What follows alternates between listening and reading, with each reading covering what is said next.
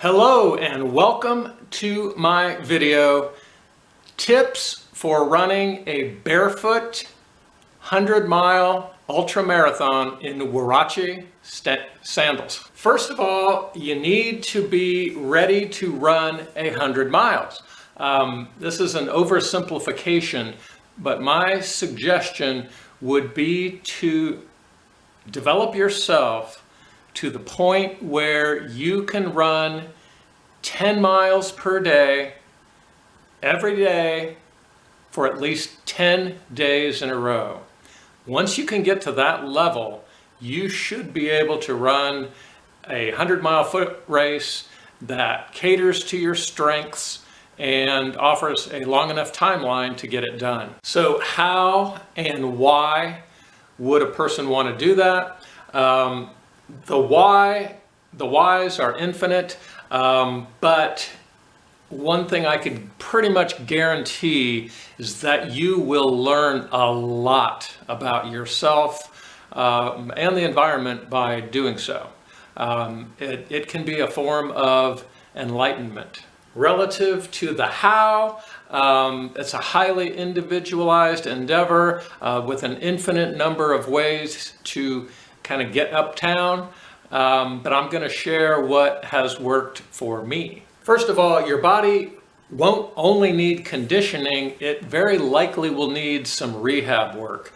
I recently re-uploaded a video entitled Barefoot Training Ideas for Runners.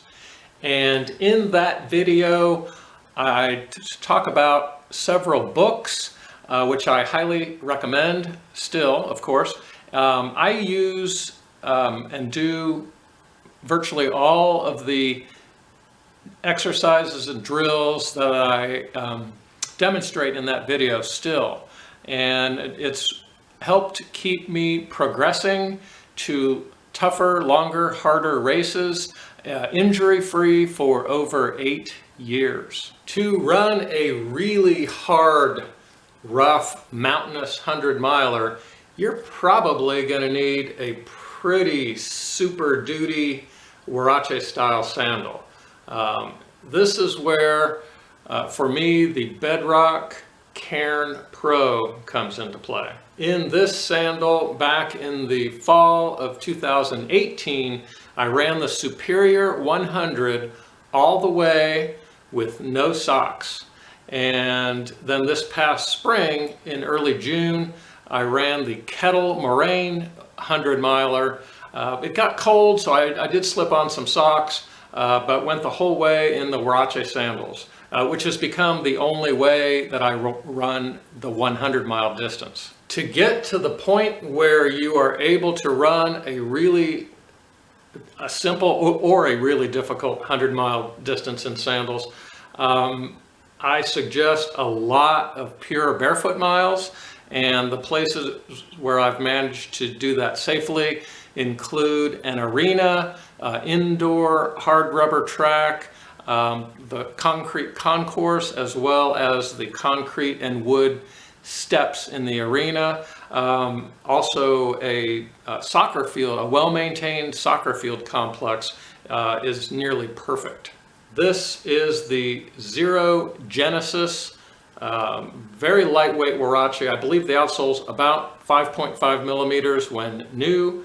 And this is a sandal I recently ran 51 miles in for a 12-hour timed race on a soft rubber, kind of a rough rubber high school track at a race.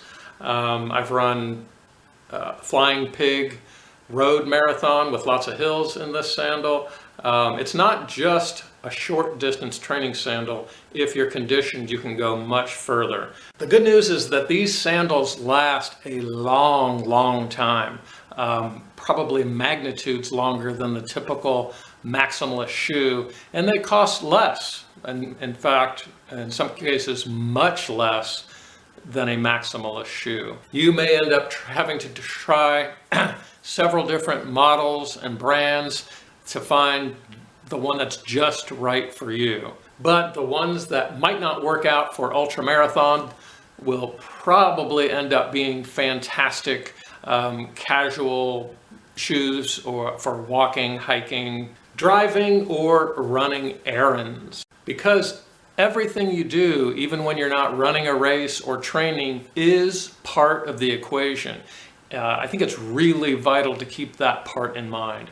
It's not just about which sandals you use and what gear you have. Just this past Saturday at a local 50K, wearing a very similar pair of sandals to these, I cinched the laces down just a little bit too tight for at least 10-15 miles of the race. Ended up with a little bit of blood between my toes, but once I loosened up the sandal, the problem was resolved. Some more detailed tips and advice.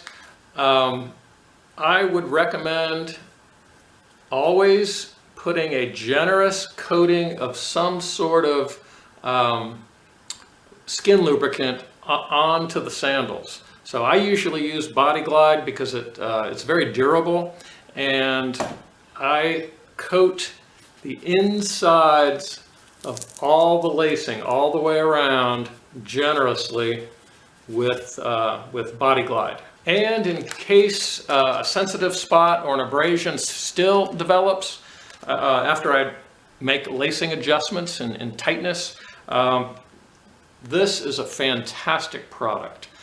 This is KT tape that will stay on for many hours, if not days, if properly applied. I greatly prefer the open air feel of the Huaraches, so I do not like to wear socks.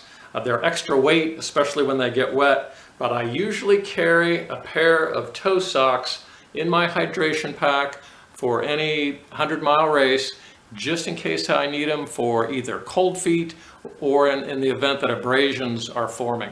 Additionally, my hydration pack would almost always have a small roll of medical tape, which you could do a lot of MacGyvering and resolve quite a few different problems. But specific to feet, if a blister or abrasion forms, there's a pretty good chance I can protect it with this. At many races, we tend to get samples. Squirrel nut butter is fantastic.